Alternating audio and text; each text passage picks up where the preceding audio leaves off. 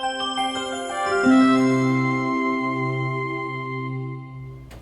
going to bring us through today a few different variations of sun salutations, and then later on in the video we're going to pop in with my mom, Mimi, to see another variation that you can use if maybe you can't use a full body practice to your yoga just yet, or maybe you're just tired within your day. The set that we're going to use today is called Sun Salutations or Samanaskar. It's a very well popular set of series of movements in the yoga practice, and you'll see it often if you go into yoga classes, or at least you should. We're going to start today with a beginner full body variation to that yoga practice. I'm going to take you through the series nice and slow, always working on the breath. It's very important to have a good breath work practice. I'm going to do a short little video clip on a very simple 3-part yogic breath later on in this week, just to put it up so that you can use it along your practice when you're working with your yoga. Like I said, breath is really important, and it's one of the things I'm going to talk about during the sun salutations. Another thing is I'm going to break it down a little slower along the way so that you can really understand where your body placement should be during the practice. And then afterwards, I'll flow through a set so that you can see it all the way through. When you're doing this practice for a pop of energy, maybe you only have 10, 15 minutes or 20 minutes to your day. So maybe you'll only make it through 1 to 3 full sets. But if you can, go ahead and pop out 5 to 10 sets in your day. It's a quick way to get a good energy pop and get a little bit of practice in as well as some exercise for your day. And it will help energize you. So we're going to start at the front of our mat. Toes together, ankles together, heels together in the back. If this is uncomfortable for you, you can always go at hip distance apart. It's important, especially ladies, to remember that your hips are not this big. We want to get those feet directly underneath the hips. You're probably going to only be about an inch apart with your feet, so really be genuinely underneath those hips. I'm going to go ahead and slide my feet together because that's what's comfortable for me. From here, we want to roll our shoulders back, let them drop and relax. Lift the chin till it's level to the floor, and think of the body as standing nice and tall, pulling at a string at the top of your head. My mom likes to call it the pearls, and I like that one. I steal it from her every now and then. So you want to think of a string of pearls as your spine, and each time you feel yourself hunching over, you're letting those pearls stick together instead of have that separation between them and the knotting. You want to make sure you have that separation because those pearls, those are your vertebrae in your back, and you want to have that lengthening in those space between those vertebrae to keep your body nice and healthy during your practice. So think of those pearls lengthening up towards the sky, nice and tall. Take a moment to close your eyes. You feel steady like a mountain? I know a part of you is really laughing at me right now because most of you are going to feel like you're swaying like a tree instead of steady like a mountain. And it's funny because you're on your own 2 feet, but a lot of us have to work on that balance and finding the center of our body. One of the things that you can do to help you with your practice, and this will get better with time, is to lift those toes off the floor to find a little bit more center in the 3 points of your foot, your heel, and the 2 sides or balls of your feet. Go ahead and release those toes back down when you find a little bit more center. If you feel more comfortable, open your eyes now to begin your practice. Take a deep breath in and exhale your hands to heart center.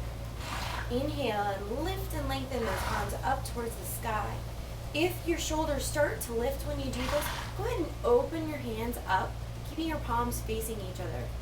Rotate those shoulders back and down. Inhale and look back up towards the sky.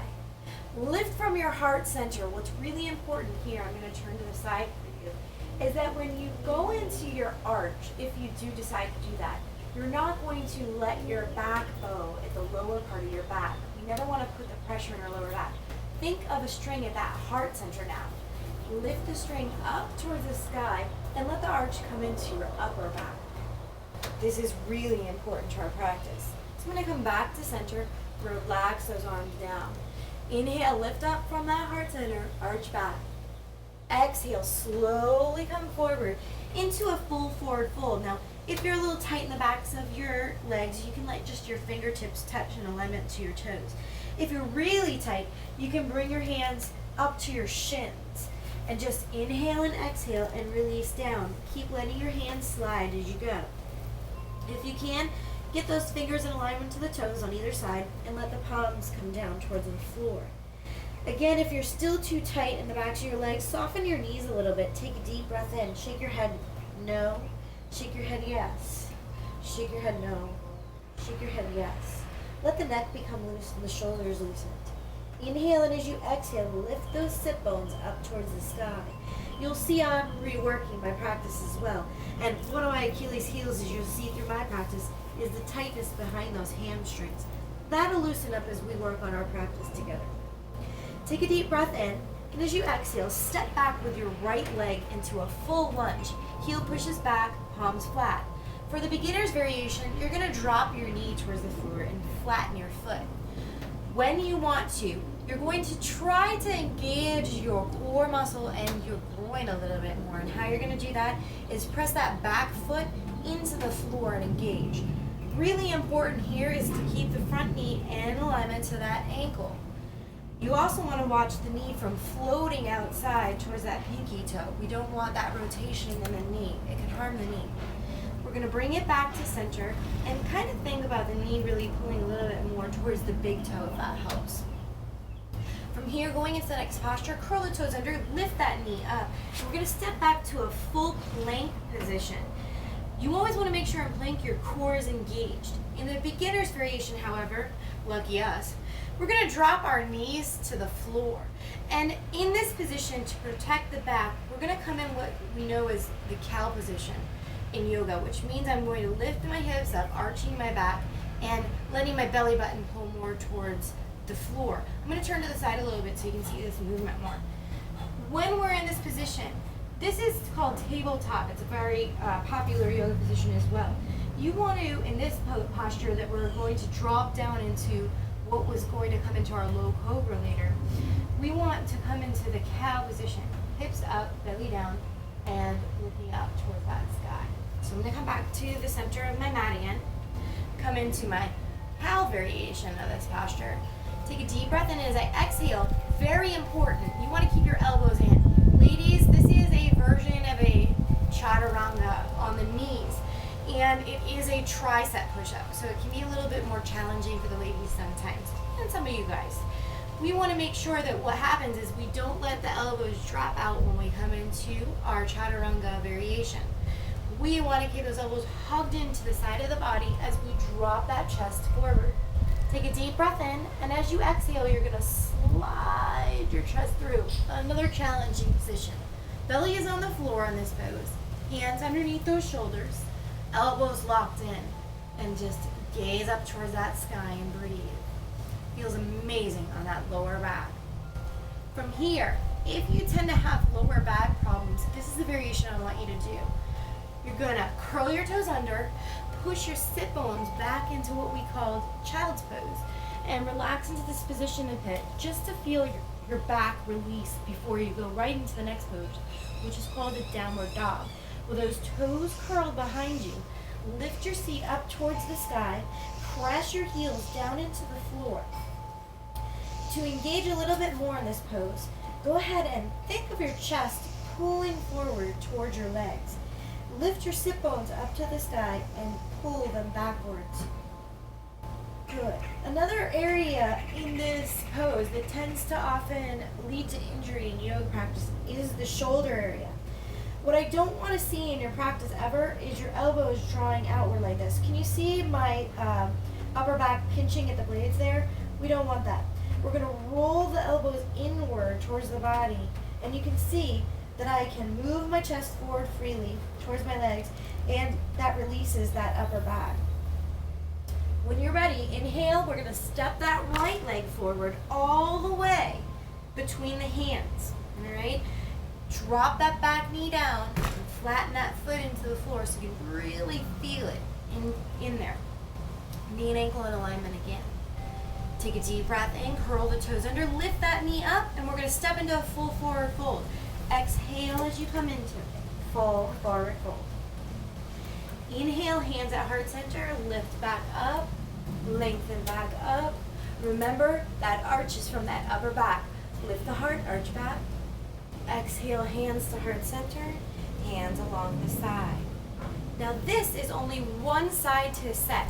To complete a full set, we're going to always remember that we're going to do the other side as well. What I mean by that is we started with our right leg stepping back and then ended with it coming forward.